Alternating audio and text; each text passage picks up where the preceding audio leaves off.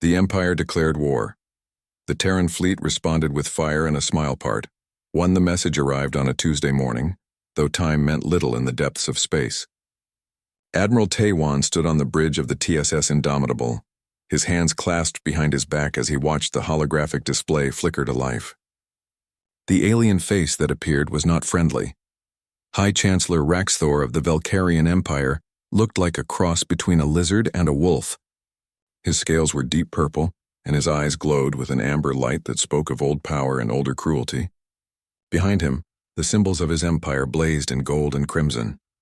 "Humans of Terra," Raxthor began, his voice translated by the ship's computer into perfect English.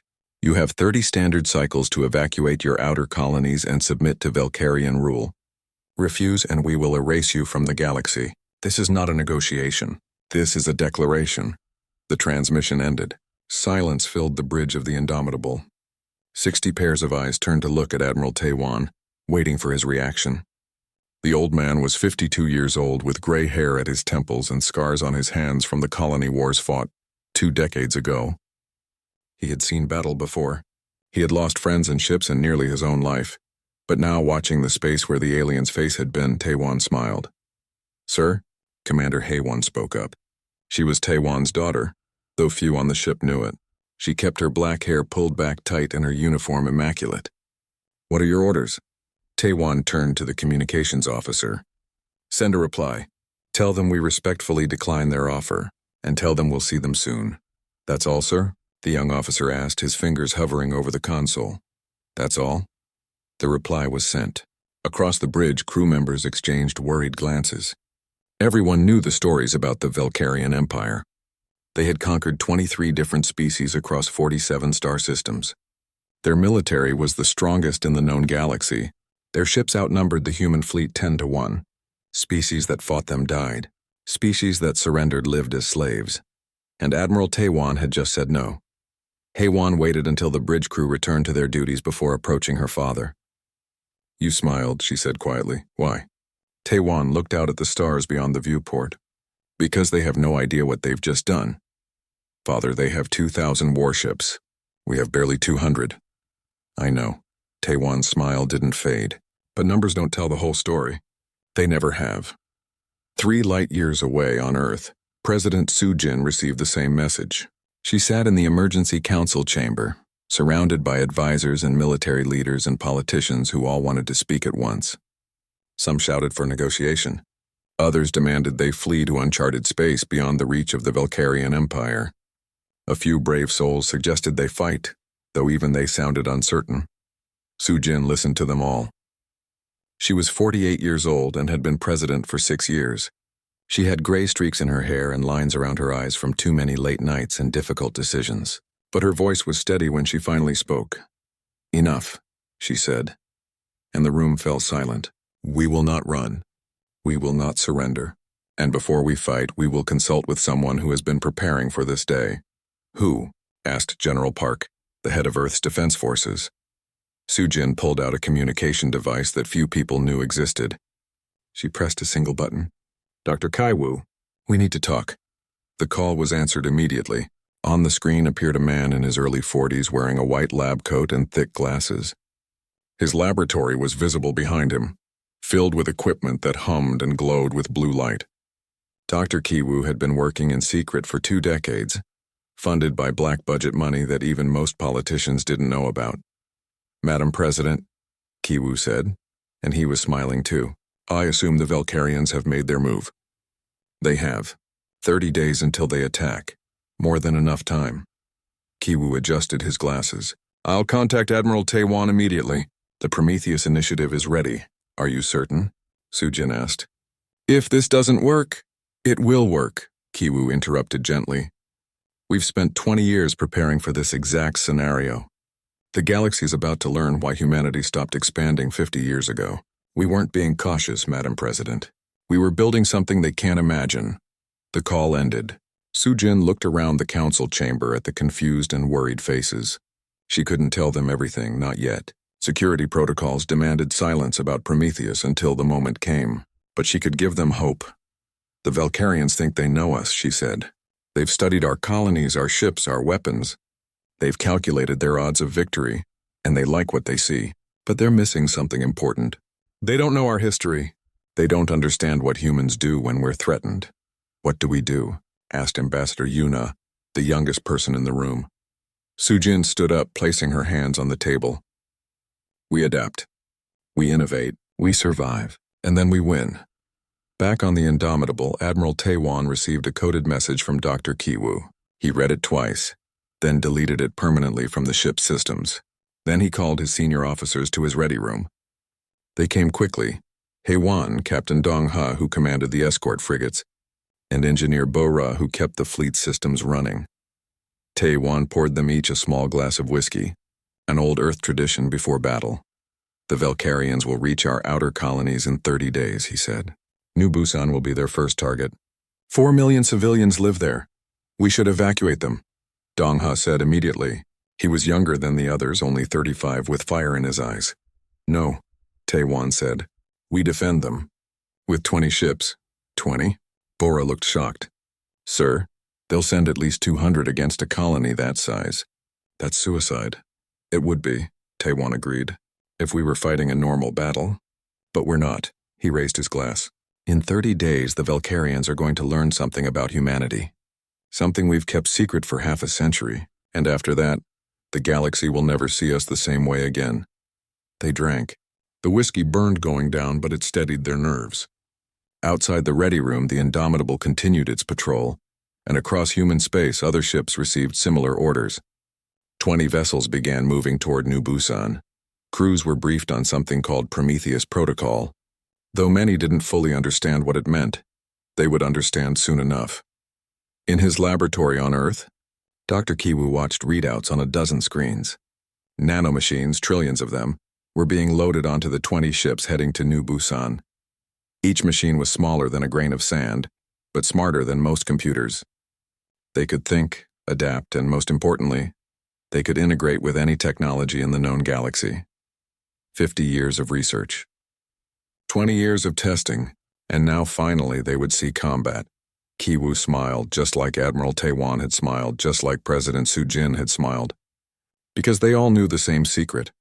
The Valkyrian Empire had just made the biggest mistake in galactic history. They had declared war on humanity.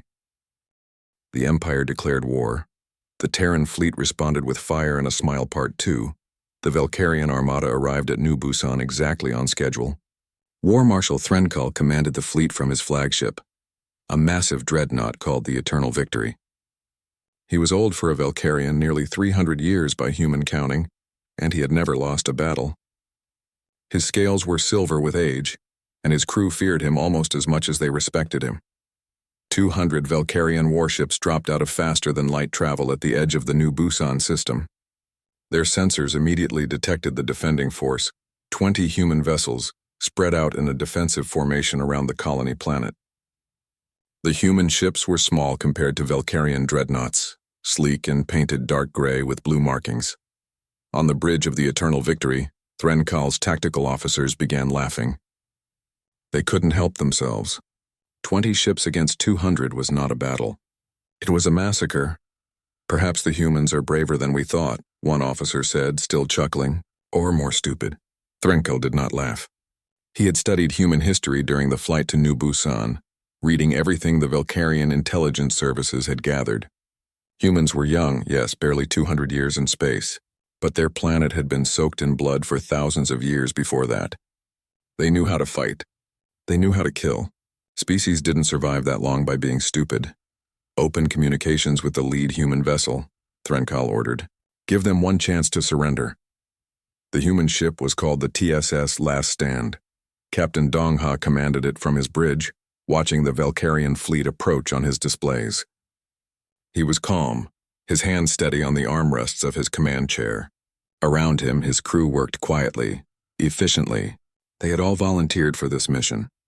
They all knew what was about to happen. The Valkyrian communication came through. Threnkal's face appeared on the main screen, translated into human features by the display system. Human Captain, Threnkal said, you are outnumbered 10-1. Your colony below has 4 million civilians. Surrender now and they will live as subjects of the Empire. Refuse and we will burn your world. Dong-ha looked at the Valkyrian War Marshal for a long moment. Then he smiled. It was the same smile Admiral Tae-wan had worn 30 days ago. War Marshal, Dong-ha said politely, you have made a critical error in your intelligence gathering. You should have asked why humanity stopped expanding 50 years ago. You should have asked what we were building. Threnkal's eyes narrowed. Surrender or die, human. Neither, Dong-ha replied. He turned to his crew. Activate Prometheus Protocol. Weapons free. On all 20 human ships the same order was given. Bay doors opened along their hulls. But what emerged was not missiles or energy beams.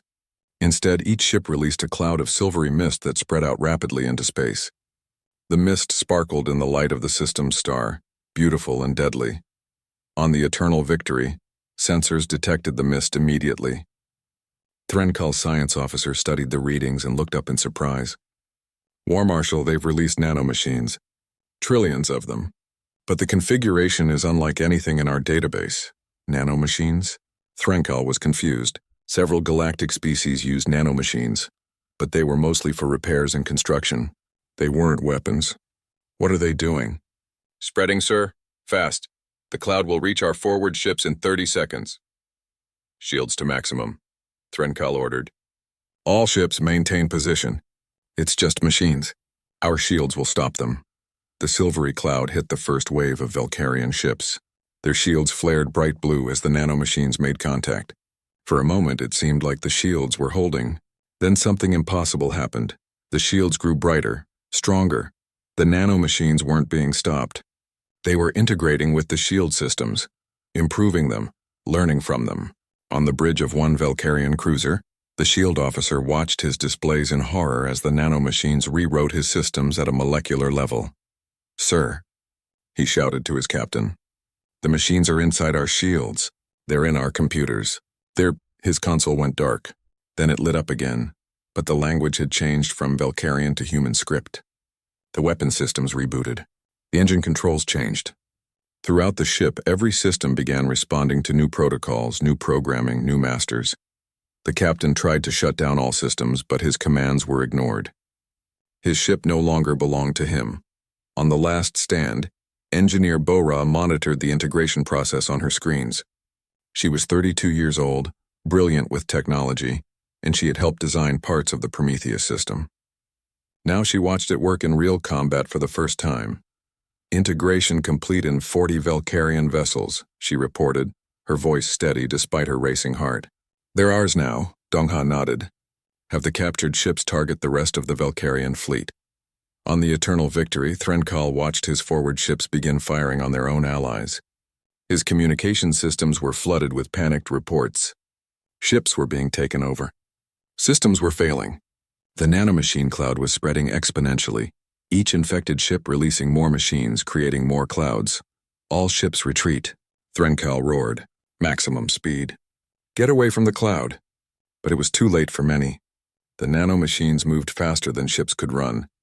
They spread through space like a silver plague, touching ship after ship, rewriting code, taking control, turning the Valkyrian fleet against itself. Ships that tried to run found their engines responding sluggishly, already partially compromised. Ships that tried to fight found their weapons targeting their own allies. Threnkal's tactical officer looked up from his console, his face pale. War Marshal, we've lost 150 ships, either destroyed by their own fleet or fully compromised by the nanomachines. Our remaining ships are fleeing, but some are already showing signs of infection. 150 ships gone. In less than 30 minutes. Threnkal stared at the tactical display, unable to believe what he was seeing. 300 years of warfare, and he had never seen anything like this. This wasn't a battle. This was something else entirely. Something terrifying. Captain Dong-ha opened a communication channel to the fleeing Valkyrian ships. His face appeared on every functional screen in what remained of the enemy fleet. You wanted war, Dong-ha said calmly. We tried to avoid this. We tried to stay out of galactic conflicts. But you should know something about humanity. We don't just fight wars. We end them. On New Busan below, 4 million colonists watched the battle through telescopes and sensors. They saw the silver clouds spreading through space. They saw Valkyrian ships turning on each other. They saw the enemy fleet fleeing in disarray. and they began to understand why their defenders had seemed so confident. Humanity had not been idle during 50 years of limited expansion. While other species built bigger fleets and stronger weapons, humans had built something different, something adaptive, something that turned enemy strength into human strength. The Battle of New Busan ended 27 minutes after it began. Valkyrian casualties, 150 ships destroyed or captured. Human casualties, 0. Not a single human ship had fired a conventional weapon. They didn't need to. On the last stand, Captain Dongha stood and straightened his uniform. "Send a full battle report to Admiral Taiwan," he ordered, "and transmit a message to Valkyrian space. Tell them this is just the beginning. Tell them every ship they send, every weapon they deploy, every system they build can be turned against them. Tell them the Empire declared war on the wrong species." Engineer Bo-Ra looked up from her console. "Captain, the nanomachines are still active in the captured ships. They're learning the complete specifications of Valkyrian technology. In a few hours, we'll know everything about their military systems." "Good," Dongha said. He looked out at the stars, where the silver clouds still drifted, slowly consuming the wreckage of enemy vessels, learning, adapting, waiting. The Valkyrians studied us and thought they knew what to expect. But they only looked at our military strength. They never asked what our scientists were doing. That was their mistake. Far away on the Eternal Victory, Threnkal received a priority message from High Chancellor Raxthor. The Chancellor's face was furious. "How did you lose 150 ships to 20 human vessels?" Raxthor demanded. "The humans have developed a weapon unlike anything we've encountered," Threnkal said slowly.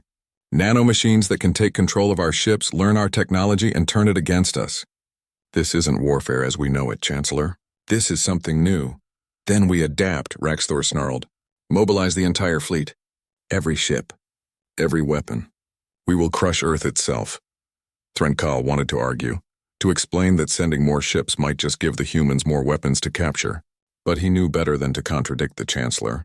"As you command," the message ended. Threnkal looked at his remaining officers.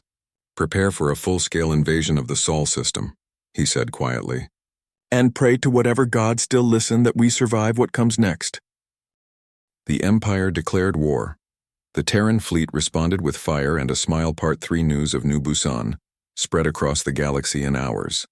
The quantum communication networks that connected different species and star systems hummed with shocked transmissions. A young species with barely 2 centuries in space had destroyed a Valkyrian fleet. Not just defeated it. Destroyed it in less than 30 minutes with technology nobody had ever seen before. The Galactic Council convened an emergency session within a day. The council chamber was a massive space station orbiting a neutral star, designed to host representatives from 40 different species. Today, all 40 were present, their holographic forms flickering in the dim light as they argued and shouted at each other. Ambassador Yuna represented humanity. She was 34 years old, slim and professional in her dark blue diplomatic uniform.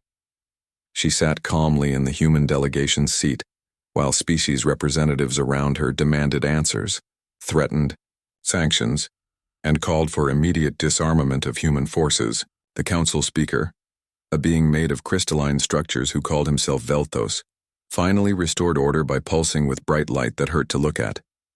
"The human delegation will explain," Velthos announced, his voice like wind chimes. "Ambassador Yuna, the council demands to know what weapons you used at New Busan. Several species have identified them as forbidden nano-warfare technology, banned by Galactic Convention 3,000 years ago." Yuna stood slowly. She looked around at the 40 species representatives, seeing fear and anger in equal measure.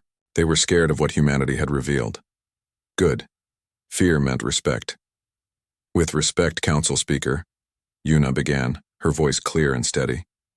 "Humanity never signed those conventions. We weren't part of the galactic community when they were written. We don't recognize their authority over our defensive capabilities." Outrage erupted again. Several species representatives stood, shouting protests. The Valkyrian representative, a diplomatic officer named Veltara, hissed in fury. "You used weapons that violate every principle of civilized warfare," Veltara said. "You turned our ships into your slaves." "Your empire declared war on us," Yuna replied coldly. You gave us 30 days to surrender or die. What did you expect? That we would simply accept destruction? We defended ourselves with the means available to us. If those means frighten you, perhaps you should reconsider declaring war on species you don't understand. Council Speaker Veltos pulsed again. The Council demands full disclosure of this technology. How does it work? What are its limitations? And why did humanity develop such weapons while claiming to be peaceful? Yuna smiled slightly. It was the same smile Admiral Taewan and Captain Dongha had worn. The smile that said, "You're about to learn something you won't like." "Very well," she said. "I'll let our lead scientist explain." A holographic screen appeared in the center of the council chamber. Dr. Kiwu's face materialized, broadcast from his laboratory on Earth. He adjusted his thick glasses and looked around at the assembled species with mild curiosity, like a teacher examining students. "Good afternoon," Kiwu said pleasantly. "I'm Dr. Kaiwu, director of what we call the Prometheus Initiative. You've all been wondering why humanity stopped expanding 50 years ago. Why we settled only 12 systems when our population and resources could have supported hundreds. Let me explain." He activated a display showing the Prometheus nanomachines. They looked like tiny silver snowflakes, beautiful and intricate. While other species focused on building bigger ships and stronger weapons, we took a different approach, Kiwu continued. We asked a simple question. What if we didn't need to outgun our enemies? What if we could simply take control of their weapons instead? The display zoomed in on a single nanomachine. It showed the incredible complexity of its design, thousands of components smaller than atoms working together. Each Prometheus nanomachine is a complete computer system, Kiwu explained. It can interface with any known technology in the galaxy. It can read code, understand systems, and rewrite them at a molecular level. It can learn, adapt, and improve. When we release them in combat, they don't destroy enemy ships, they assimilate them. A Galactic Council member from a species called the Thorians stood up. He looked like a giant beetle with 6 arms. "This is an abomination. You're creating machines that can think and act independently." "No," Kiwu corrected gently. "They act according to our programming. They follow our commands.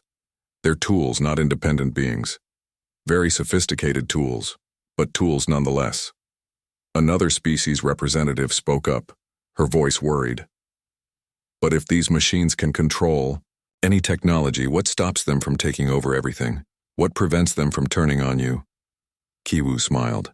"That's classified, but I can assure you we have safeguards, multiple redundant failsafes that prevent the nanomachines from acting against human interests. We spent 20 years developing this technology. We're not careless." Ambassador Yuna spoke again. "You all want to know what else we've been building? Fine. Humanity has deployed seed clouds of dormant Prometheus nanomachines throughout our territory. They're near every human colony, every trade route we use, every strategic location we've identified. Right now they're inactive, but if threatened, we can activate them instantly." The council chamber fell silent. The implications were staggering. Humanity had effectively made every system they occupied into a potential trap for invaders. Any fleet that attacked human space could find itself turned against its own commanders. Veltara, the Velcarian diplomatic officer, was trembling with rage. "This is extortion. You're holding the entire galaxy hostage." "No," Yuna said firmly. "We're ensuring our survival. Your empire declared war on us. You forced us to reveal our capabilities. Now you're upset that we're stronger than you expected. That's not our problem. On the Eternal Victory, now several light years away from my New Busan, War Marshal Threnkal received intelligence reports that made his blood run cold. Velcarian scout ships had detected something disturbing. Human vessels had been spotted near key Velcarian trade routes and supply lines over the past several weeks. Each ship had released small clouds of silver particles before jumping to faster-than-light speed. Dormant nanomachines, waiting, ready to activate when commanded. The humans had been planning this. Before the war even started, they had been seeding Velcarian space with their weapons. High Chancellor Rax Thor had declared war thinking humanity was weak. Instead, he had walked straight into a trap that had been preparing for months. Threnkal's intelligence officer, a young female named Krisha, looked up from her console. War Marshal, we're detecting more human ships throughout our territory. They're not attacking, they're just traveling, trading, passing through our space like normal. But sensor records show each one released nano-machine seeds. How many ships? Threnkal asked quietly. Over 300 in the past 6 months, sir. 300 ships, 300 seed clouds, scattered throughout Valkyrian space like invisible landmines, waiting to activate. Every Valkyrian ship, every station, every military installation could be compromised within hours if those seeds activated. Threnkal received a priority communication. Admiral Taiwan's face appeared on his screen. The old human was smiling that same infuriating smile. War Marshal Threnkal, Taiwan said pleasantly. I thought we should talk. You're probably discovering, right now, that our ships have distributed Prometheus nanomachines throughout Valkyrian territory. Let me be clear about what this means. We don't need to invade your empire. We've already won. This is a war crime, Threnkal snarled. Really? Taiwan's smile didn't fade. Your chancellor threatened to burn our worlds and enslave our people. You brought 200 warships to attack a civilian colony, but we're the criminals for defending ourselves. What do you want? Threnkal asked, forcing himself to stay calm. Peace, Taiwan said simply. We never wanted this war. You declared it. Now we're ending it on our terms. Every ship you fly, every weapon you build, every station you construct could belong to us with a single command. We're not coming to fight you, War Marshal. We're offering you a choice. Surrender, or watch your own technology turn against you. The transmission ended. Threnkal sat in silence, thinking. His tactical training told him this was impossible. Wars weren't won this easily. Enemies didn't simply surrender because of a new weapon, but his tactical training had been developed. Fighting conventional wars against conventional enemies, humanity was neither. On Earth, President Sujin addressed the Terran Assembly. The chamber was packed with representatives from every human colony, their faces showing a mixture of pride and worry. The Valkyrian Empire will respond, Sujin said. High Chancellor Raxthor is too proud to surrender after one defeat. He'll mobilize his entire fleet and attack Earth itself. But we're ready. Dr. Kiwu's team has prepared the Sol system for defense, and when the Valkyrians arrive, they'll learn the final lesson about humanity. What lesson is that, Madam President? Asked a representative from Mars. Sujin looked at the assembly with steel in her eyes. That we don't just win battles. We change the rules of warfare itself. The galaxy thought they understood conflict. They thought they knew how wars were fought. We're about to show them they were wrong. The Empire declared war. The Terran fleet responded with fire and a smile part. The Valkyrian fleet arrived at the edge of the Sol system like a storm of metal and fire. 2,000 warships dropped out of faster-than-light travel in perfect formation, their weapons charged and their shields at maximum. High Chancellor Raxthor commanded the invasion from his personal flagship, determined to wash away the humiliation of New Busan with human blood. Full sensor scan, Raxthor ordered. Locate all human military assets. His tactical officers worked quickly, mapping the Sol system. Earth, the human homeworld, was a blue jewel in the center. Several other planets and moons showed signs of habitation, but what made the officers pause was the asteroid belt between Mars and Jupiter. Chancellor, one officer reported hesitantly, the asteroid belt is showing unusual readings. Energy signatures. Organized movement. It's like the asteroids are positioned. Show me, Raxthor demanded. The holographic display zoomed in on the asteroid belt. Thousands of space rocks, some as large as cities, others as small as houses. But they weren't drifting randomly as asteroids should. They were arranged in defensive patterns, and each one pulsed with energy signatures that matched Prometheus nanomachines. On Luna Base, Commander Hyunwoo watched the Valkyrian fleet's approach on his screens.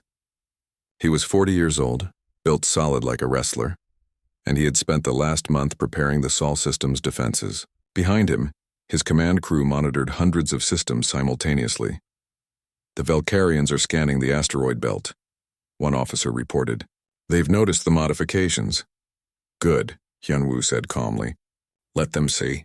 Let them understand what they're facing before they attack. The modifications had taken years. Prometheus nanomachines had been seeded throughout the asteroid belt, slowly working to transform ordinary space rocks into weapons. Each asteroid now contained sensor systems, shield generators, and energy weapons. They were automated, controlled by sophisticated AI, and linked together into a defensive network that protected Earth better than any conventional fleet. Raxthor studied the asteroid belt for several minutes. His military instincts told him this was a trap, but pride drove him forward. He had assembled the largest fleet in Valkyrian history. He had promised his people victory. He would not retreat now. All ships, Raxthor commanded, begin bombardment of the asteroid defenses. Clear a path to Earth. Show these humans what real military power looks like. The Valkyrian fleet opened fire. Energy beams and missiles streaked across space toward the asteroid belt. The first impacts were spectacular, lighting up the darkness with explosions. Several asteroids shattered under the bombardment, but then something unexpected happened. The surviving asteroids absorbed the energy from the Valkyrian weapons. Their shields didn't just deflect the attacks. They grew stronger, fed by the incoming power, and moments later the asteroids fired back. The return fire was devastating. Energy beams lanced out from thousands of asteroids simultaneously, striking Valkyrian ships with precision. But more importantly, with each strike, nanomachines were released. Silver clouds began spreading through the Valkyrian fleet, just like at New Busan. Raxthor watched in growing horror as his forward ships began reporting system failures. Weapons turning against friendly vessels, engines refusing commands, shields fluctuating wildly. The nanomachines were spreading fast, jumping from ship to ship, infecting entire squadrons. "Pull back," Raxthor ordered. "Reform the fleet beyond the asteroid belt." But pulling back brought new problems. The seed clouds that human ships had planted throughout Valkyrian space weeks ago suddenly activated. Ships that had been functioning perfectly began experiencing malfunctions. Navigation systems failed. Life support flickered. Weapons locked onto fellow Valkyrian vessels instead of asteroids. Commander Hyun-woo allowed himself a small smile. "They're trapped," he said to his crew. "They brought 2,000 ships to our home system. Now half of those ships belong to us, and they don't even know which ones yet." On Earth, President Soo-jin broadcast a message directly to the Valkyrian fleet. Her face appeared on every functional screen, calm and resolute. "Valkyrian forces," she said, "you came here to destroy us. Instead, you're destroying yourselves. Your ships are compromised. Your weapons are ours. Your empire is falling apart from within. This is your last chance. Stand down or watch your fleet tear itself apart." Raxthor's face twisted with rage. "Humans cannot defeat the empire. We are eternal. We are..." His transmission cut off as his own flagship experienced a power surge. Systems began rebooting with human protocols. His crew fought desperately to regain control. But the Prometheus nanomachines were already deep in the ship's systems, rewriting code faster than engineers could counteract. In the chaos, a priority communication came through from deep inside Valkyrian space. War Marshal Threnkal's face appeared and he looked exhausted. "Chancellor," Threnkal said quietly, "we need to talk. Away from official channels, please." The connection was encrypted and routed through civilian networks to avoid military monitoring. Raxthor, struggling with his compromised flagship, reluctantly accepted. "What is it?" Raxthor demanded. "Sir, a group of senior military officers wants to meet with you. General Korvan is leading them. They believe the war is unwinnable and want to discuss alternatives." "Alternatives?" Raxthor's eyes narrowed. "You mean surrender?" "I mean survival," Threnkal said. "Chancellor, the humans have won." "They don't need to fire another shot. Every ship we have could turn against us at any moment. Half our fleet at Sol is already compromised. The seed clouds in our own territory are active." "We've lost. We have not lost," Raxthor shouted. "We will never." The connection died as another power surge hit his flagship. When communications were restored, Raxthor found himself cut off from the fleet. His crew informed him that human protocols now controlled their long-range transmitters. He could still command his ship barely, but he couldn't coordinate the battle. The Valkyrian fleet began to fracture. Some ships, still under full control, tried to retreat. Others, partially compromised, fired wildly at anything nearby. A few ships, completely taken over by Prometheus nanomachines, actively defended Earth against their own allies. It was chaos. Beautiful, terrible chaos. On a Valkyrian heavy cruiser called the Crimson Dawn, General Corvin watched the battle falling apart. He was an old soldier, 350 years old with scars from a dozen wars. He had served the Empire his whole life, but he was also smart enough to recognize when a war was lost. He opened a secret communication channel, one that human intelligence had provided through intermediaries. A young woman's face appeared on his screen. Captain Gu of the Terran Diplomatic Corps looked impossibly young, maybe 30, with sharp eyes and a gentle smile. General Corvan, Gu said in perfect Valkyrian language, "Thank you for contacting us." "I'm not contacting you for friendship," Corvan said gruffly. "I'm contacting you to save my people from extinction. Your technology is beyond anything we imagined. You've won this war. Everyone knows it except our Chancellor. We don't want to destroy your people," Gu said sincerely. "We never did. This war was forced on us, but we're willing to discuss peace. Real peace, not just surrender terms and what do you want." "Help us remove Raxthor from power," Gu said bluntly. "He'll never surrender. His pride won't allow it, but if the military leadership removes him and establishes a new government, we can work together. We'll even help rebuild your empire with Prometheus technology used for construction instead of war." Corvan studied the young human carefully. "Why would you help us after we attacked you?" "Because holding grudges is expensive," Gu replied. "And because we need allies, not slaves. A reformed Valkyrian empire could be a strong partner. A destroyed empire creates a power vacuum that could destabilize the galaxy. We're thinking long-term, General. Help us now, and we'll help you build something better than what you had." On Earth, Dr. Kiwu made a revelation to President Sujin that even she hadn't known. They met privately in her office, away from advisors and cameras. "The nanomachines have a failsafe," Kiwu explained. "I never told the Council, but every Prometheus machine can be deactivated remotely with a single code. They stop functioning immediately, break down into harmless dust within minutes." Sujin stared at him. "You built a kill switch for our most powerful weapon?" "I built insurance," Kiwu corrected. "This technology is dangerous. If we became the monsters we fought against, if humanity started using Prometheus for conquest instead of defense, someone needed to be able to stop it.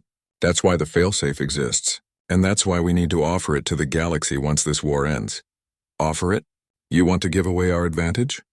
"No," Kiwu said. "I want to transform it from an advantage into a foundation for peace. Imagine if every species had access to Prometheus technology for peaceful purposes, but with safeguards preventing weaponization. Imagine if humanity controlled those safeguards. We wouldn't need military dominance. We'd have something better. We'd be indispensable." Sujin thought about this for a long moment. Then she smiled. "You're not just a scientist. You're a strategist." "I'm a survivor," Kiwu corrected. "And I want humanity to survive by being valuable, not just scary." The Empire declared war. The Terran fleet responded with fire and a smile part. 5. The peace negotiations took place aboard Unity Station, a neutral facility built specifically for the purpose. Admiral Taewan and Commander Haewan represented the Terran military. President Sujin led the civilian delegation.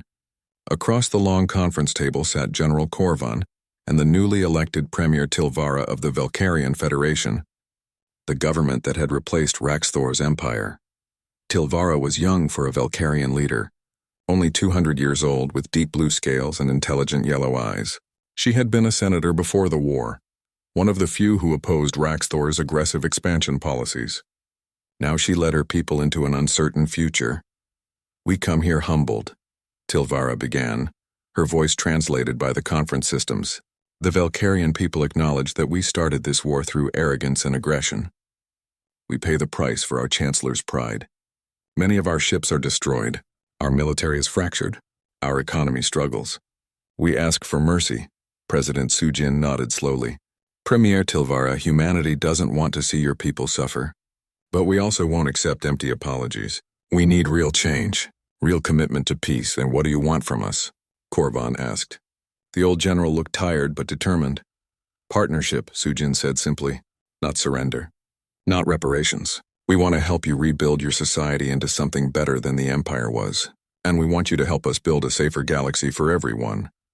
Ambassador Yuna stood and activated a holographic display. It showed the Prometheus technology in detail, but with new additions that hadn't been revealed before. Dr. Kiwu's team has developed a civilian version of Prometheus technology. Yuna explained. These nanomachines can't be weaponized. They're designed for construction, medical treatment, environmental repair, and infrastructure development. We're offering to share this technology with the Valkyrian Federation. Tilvara looked shocked. You would give us this technology? After we attacked you? With conditions, Yuna said. The technology includes safeguards that only humanity can control. If it's misused for military purposes, we can deactivate it remotely. You get all the benefits of Prometheus for peaceful development. But you can't use it for conquest. That's the deal. Korvan studied the display carefully. This would revolutionize our society. We could rebuild our damaged worlds in years instead of decades. We could cure diseases we've fought for centuries. But we'd be dependent on human goodwill. Yes, President Sujin said bluntly. You would. Is that really worse than being our enemy? The Valkyrian delegation asked for time to discuss privately. While they deliberated, Admiral Taiwan and Haywan walked together through the observation deck of Unity Station. Below them, human and Valkyrian ships conducted joint exercises, former enemies learning to work together. You knew this would happen, Haywan said to her father. That's why you smiled when they declared war. Taiwan nodded. I knew we had the capability to win, but more importantly, I knew Dr. Kaiwu's vision. He didn't just build a weapon, he built a foundation for a new kind of peace, one where humanity's strength comes from being necessary, not just feared. Do you think they'll accept? They will, Taiwan said confidently, because the alternative is rebuilding alone, always afraid that we might turn their own technology against them again. Premier Tilvara is smart. She'll see the opportunity here. 2 hours later, the Valkyrian delegation returned. Tilvara spoke for them all. We accept your offer, she said. The Valkyrian Federation will become humanity's partner in building a better galaxy. We will help you spread this message to other species, and we will work to transform our military culture into something focused on defense rather than conquest. The formal peace treaty was signed that day, but more importantly, a new relationship was born. Captain Dongha was assigned to lead a joint human-Valkyrian fleet integration program, teaching former enemies to work together. Engineer Bora headed a technical team that helped Valkyrian scientists understand and implement the civilian Prometheus technology. 6 months after the treaty signing, the first results became visible. On Valkyria Prime, the Valkyrian homeworld, cities that had been damaged by internal conflicts during Raxthor's removal were rebuilt in weeks. Prometheus nanomachines constructed buildings, repaired infrastructure, and cleaned environmental damage with incredible efficiency. Medical teams used the technology to cure diseases and repair injuries that Valkyrian science couldn't treat. The transformation was remarkable, and it was noticed across the galaxy. The Galactic Council convened again, but this time the mood was different. Species that had feared human technology now saw its potential. Representatives asked careful questions about accessing Prometheus technology for their own worlds. Ambassador Yuna handled each inquiry with diplomatic skill. Humanity is willing to share this technology with any species that commits to peaceful use, Yuna explained. But the safeguards remain. We control the activation and deactivation. Use it for war and it stops working. Use it for peace and it will transform your civilization. Some species refused on principle, unwilling to accept human oversight. Others debated internally for months, but many accepted, seeing the benefits the Valkyrian Federation was experiencing. Dr. Kiwu's team worked constantly, customizing Prometheus systems for different species' needs, always with the same safeguards built in. 1 year after the war ended, Captain Jiyu commanded a new ship, the TSS Unity, a joint species exploration vessel with crew members from 15 different civilizations. They traveled to the edge of known space, mapping new systems and making first contact with species that had never encountered the galactic community. On Earth, a monument was built to commemorate the war. It wasn't a triumphant statue of soldiers, but rather a simple marble wall with the names of the few humans who had died in accidents during the conflict. Above the names, an inscription read, "We fought not to conquer, but to ensure no one need ever submit." Admiral Taiwan retired at age 55, satisfied that he had helped usher in a new era. He gave one final speech at the Terran Fleet Academy, addressing young officers who would serve in a very different military than he had known. The Valkyrian Empire declared war expecting us to be weak, Taiwan told the cadets. We responded with fire and a smile. Fire, because we had the capability to defend ourselves, absolutely. A smile, because we knew that capability would transform not just the war but the entire nature of galactic conflict. You are the first generation of officers who will never fight the wars I fought. Instead, you'll build partnerships, prevent conflicts before they start, and help other species grow. That's a harder job than fighting, but it's more important. Commander HFY succeeded her father as admiral, taking command of the Terran fleet. On her first day, she received a communication from General Korvan, now serving as the Velkarian Federation's military advisor. Admiral HFY, Korvan said, "I wanted to tell you something. When this war started, I thought humans were naive. Your optimism seemed like weakness. Your talk of peace seemed like fear of conflict. I was wrong. You weren't naive. You were patient. You waited until you had overwhelming capability. Then you used it not to destroy us but to force us to change. That's not weakness. That's wisdom." "Thank you, General," HFY replied. "But we had good teachers. Every war humanity has ever fought taught us something. We learned what not to become." Across the galaxy, the phrase Terran smile entered common language in dozens of alien tongues. It meant different things to different species, but the core meaning was always the same. The confidence that comes from overwhelming capability, combined with the restraint to use it wisely. To smile in the face of threats not because you're unafraid, but because you know you've already won and are offering your enemy a chance to join you instead of being destroyed. 5 years after the war, Dr. Kiwu stood before the Galactic Council one last time. He was retiring, ready to let younger scientists take over the Prometheus program. But before he left, he wanted to make one final statement. "When we developed this technology," Kiwu said, "many humans worried about what we would become. Would we turn into conquerors? Would power corrupt us? I'll tell you a secret. We built those safeguards not just to control the technology, but to control ourselves. We didn't trust what we might become if we had unlimited power. So we limited it. We forced ourselves to be partners rather than rulers. And that choice, more than the technology itself, is what changed the galaxy." The council gave him something they had never given any individual before: unanimous standing applause from all 40 species. Kiwu smiled, bowed awkwardly, and left the chamber for the last time. On New Busan, the colony where the war began, a museum was built. It displayed wreckage from Velkarian ships, captured weapons, and recordings of the battle. But the most visited exhibit was a simple display showing the nanomachines themselves, silver and beautiful and terrifying in their implications. Visitors from dozens of species came to see them, to understand how such small things changed everything. A teacher brought a class of young Velkarian students to the museum. They stood before the nanomachine exhibit, their scales reflecting the silver light.